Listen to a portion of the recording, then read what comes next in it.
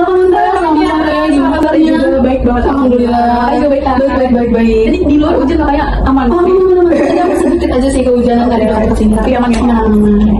Betul, makasih banyak Kak udah nolongin aku buat datang ke. Aduh, apa sih ya? Minimal aku masih kayak terima kasih banyak dia kalau udah mau bantu bercerita ke aku gitu.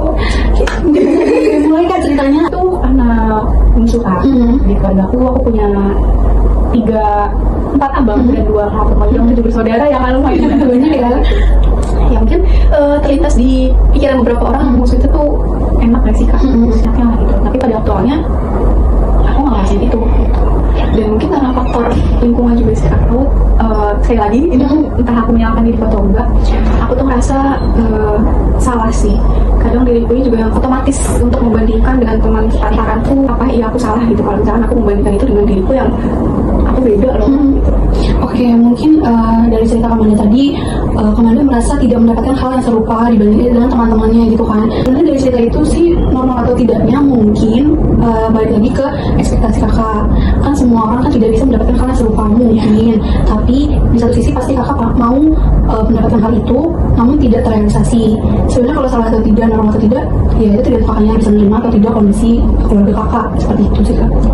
Kalau boleh lanjut ya, mungkin kalau dibilang ekspektasi ya, aku ngerasa kok beda ya gitu, aku ngerasain kayak gitu ya gitu. Ini dari hal kecil aku nggak minta sesuatu yang gede gitu, karena aku tahu hal kecil aku nggak dapet. Sekali dari hal kecil aku ditanya hari ini gimana sekolahnya, hari ini main sama siapa. Oke, berarti kakak merasa tidak dapat perhatian dari keluarga dan juga saudara-saudara kakak mungkin ya. Kakak bisa lanjut. Dari situ aku ngerasa ketika aku pun mencoba untuk membuka diri, tapi balik lagi ya, aku tuh gak dapet respon yang baik.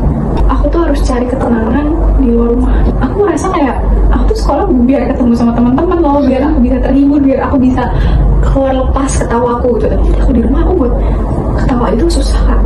Aku gak pernah dapet respon yang baik. Dan aku ngerasa kayak mungkin bisa dibilang disepelein kan. Oke, jadi kakak merasa keberadaan kakak bahkan justru tidak penting gitu ya di hadapan mereka gitu ya.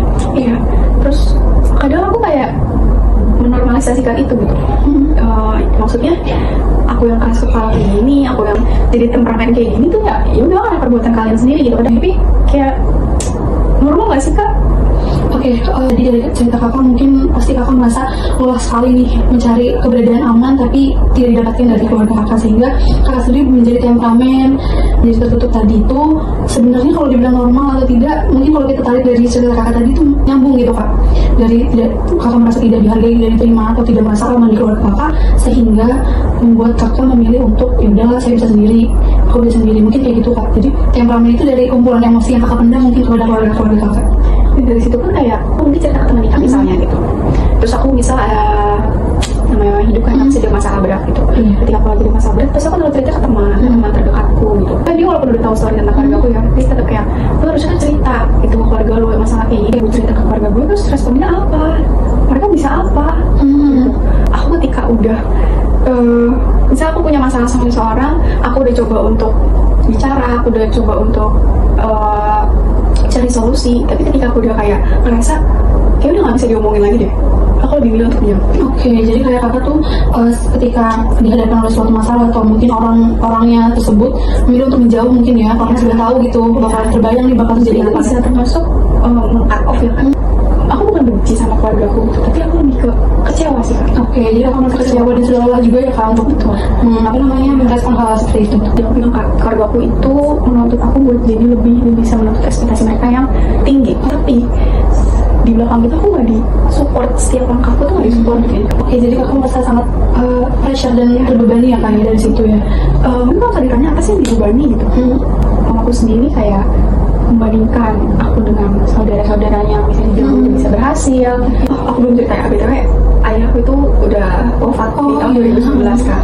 Tapi balik lagi tadi ya, impian orang tua punya anak yang berhasil, punya anak yang sukses yang bisa membanggain mereka. Tapi kita sebagai anak juga butuh support buat mencapai ekspektasi itu tuh butuh banget, tapi aku gak dapet itu. Oke, jadi kakak ya mempertanyakan hak-hak yang sebenarnya harus dipenuhi oleh mereka ya Kak ya. Bener sih kalau kata orang anak bungsu tuh secara nggak langsung tuh dituntut untuk lebih dari itu gitu. gimana caranya lu ngubah ini semua gitu. Oke, jadi kakak seperti diberikan tanggung jawab untuk memenuhi ekspektasi yang mungkin kakak-kakak dari kakak ini belum bisa gitu ya. Oke. Dulu almarhum bapakku tuh pengen banget anaknya ada yang sarjana lah. Nah kita tuh sebagai anak pasti juga mengusahakan ya kak. Iya pasti. Kayaknya harus gue deh yang gitu.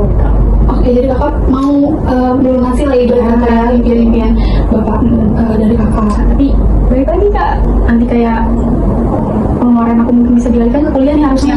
Tapi buat keluarga aku kurang. Bisa makan ke kakak gitu ya kakak jawabnya. Betul. Mungkin kan secara tidak langsung gitu. Nanti kan kayak ya udah balik lagi lo harus ngerti. Buat ngelamar di investor. Oke. Aku ngajak temanku gitu. Dan aku sedikit agak sedih tapi alhamdulillah gitu. Yang itu sedih. Yang aku tuh lolos kak, tapi temanku tuh gagal. Jadi aku merasa gak enak, sebagai mungkin kayak itu temen gitu. Selama aku di investor, yang aku kerja, kayak alhamdulillah aku dicukup-cukupin. Aku berusaha buat nyenangin mereka gitu. Contohnya kayak ya aku beliin sesuatu yang mereka butuhin gitu. Gue baru tau kayak adalah kesenangan ketika mereka bilang makasih ya. Terus pasti kakak juga merasa bangga ya sama diri sendiri sudah bisa membahagiakan. Ini adalah salah satu cara kecil aku buat memenuhi ekspektasi mereka, membuktikan dan mungkin mereka tahu juga mungkin dia anaknya kuat gitu, anaknya nggak beli ini nggak ini gitu, kayak belum hati lo main dalam pengen lo gitu, pengen lo kayak ditanya, pengen lo dipeluk, disamperin gitu, diajak ditalk kayak gimana kerjaan ini, pengen dipastiin kondisinya baik-baik aja ya kak ya. Mungkin aku juga merasa bangga gitu, mereka percaya kalau anaknya atau adiknya itu kuat. Terus isi satu momen kayak pengen gitu yang tadi aku bilang tadi kayak kalau juga ngasih kak buat berpura-pura mungkin menjadi kuat, tapi aku selalu pasang gitu kalau di sampai rumah kan anak lu banyak gitu, nanti aku juga suka mamaku kan anak lu banyak, tapi kenapa sih kayak bebannya semua ke aku gitu. Aku tuh juga punya kepentingan pribadi loh, aku juga punya keperluan, aku punya keinginan yang pengen aku beli pakai uang aku sendiri, tuh gak bisa kak. Aku harus kayak mati-matian dulu nih biar aku bisa dapat lebih. Jadi kakak dioptimalkan sebenarnya untuk keluarga dulu ya. Sebenarnya kakak banyak banget nih kayak keinginan atau keperluan. Aku baru ingat kak, apa tuh kak yang bikin aku sampai sekarang tuh terekam di memori. Mama aku tuh pernah melontarin kata-kata kayak gak berguna banget sih jadi anak. Dari situ itu terekam di otak aku, yang sampai sekarang tuh aku jadi kayak kan gue gak berguna sama lo, kenapa lo harus nuntut gue gitu. Oke, jadi terbayang-bayang sampai sekarang gitu ya kak. Iya, tapi sekarang tuh kayak malah minta apa ke aku gitu, aku tuh merasa kayak berisik, capek tau gak sih, kayak kadang tuh otak aku berisik sendiri, tapi aku diam lalu kunci.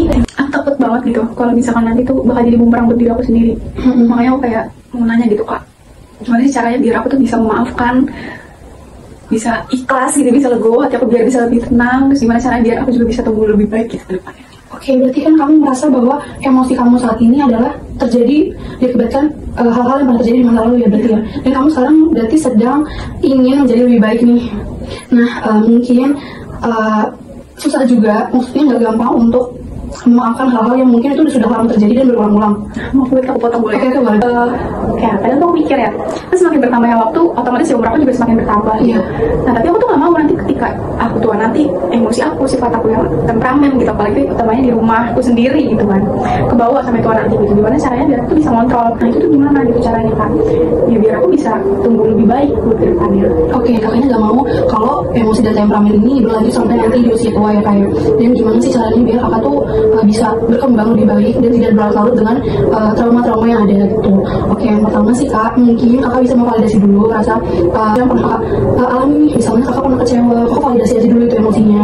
Terus habis itu kakak sedih, kakak benci, tidak apa-apa kak, divalidasi aja dulu. Terus apa nih penyebab dari kecewa dan marah tersebut? Mungkin sebenarnya kakak sudah paham, cuma mungkin tinggal mengaplikasikannya aja, dan itu nggak mudah kak, mungkin bisa pelan-pelan aja. Terus habis itu kakak bisa mungkin belajar untuk pelan-pelan memaafkan tapi bukan melupakan, karena kan gimana pun itu adalah bagian dari kakak gitu kan.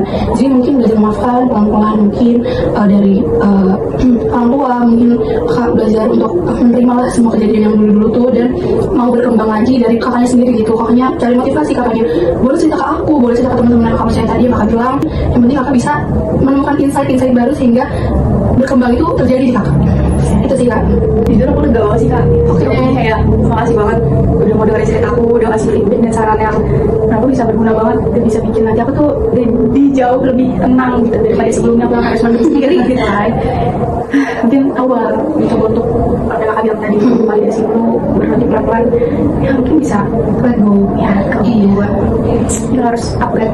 Oke, kakaknya udah keren banget, kakaknya keren banget perjuangannya selama ini untuk sampai sekarang, sampai udah bekerja dan sukses seperti ini kan pasti kan dari kakaknya sendiri ya yang kuat gitu. Jadi kakak udah keren banget.